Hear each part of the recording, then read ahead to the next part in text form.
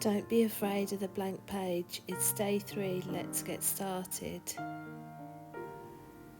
Today's challenge is going to involve using ink, so if you don't have ink then thick coffee made up with water would be a good substitute. So first of all, spray the paper and use water to make a lighter tone.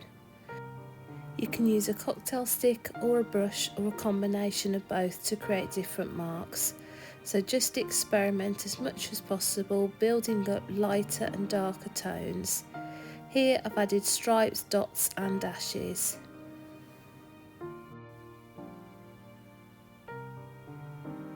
Here I'm using a dabbing motion with a brush to create a repeat pattern.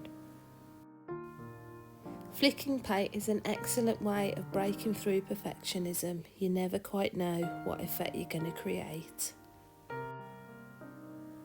Next I've added water to the page and I'm going to let the ink bleed where I've put the water.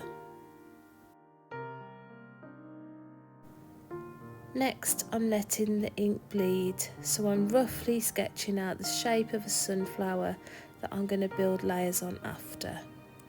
So I'm going to have to wait for this to dry to do the next layer.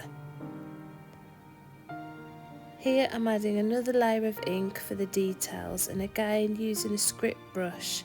You could also use the cocktail stick at this point. The aim is to build up all the lovely textures and petals. Try to get tone by adding on more ink or more coffee. Try to fill a page with lots of ink experiments. In this main challenge today, I'm going to be working from life. So I'm using ink and a cocktail stick to create my drawing. I'm starting off with the petals in the foreground, moving to the middle ground and finally plotting in the petals in the background. As you can see, I'm working around the sunflower. I'm not detailing one spot any more than another. I'm starting to build up tone, so I'm going back over lines that I want darker. So I'm really trying to find those shadows and textures in the centre of the sunflower. This makes the drawing look really dynamic. To create these lighter tones, I'm not replenishing the ink on my cocktail stick. Here I'm adding extra water so that the ink bleeds. This creates a really soft tone to add to the 3D effect. Here I'm showing how you can work in layers. So letting each layer dry, you can build up really dark tones.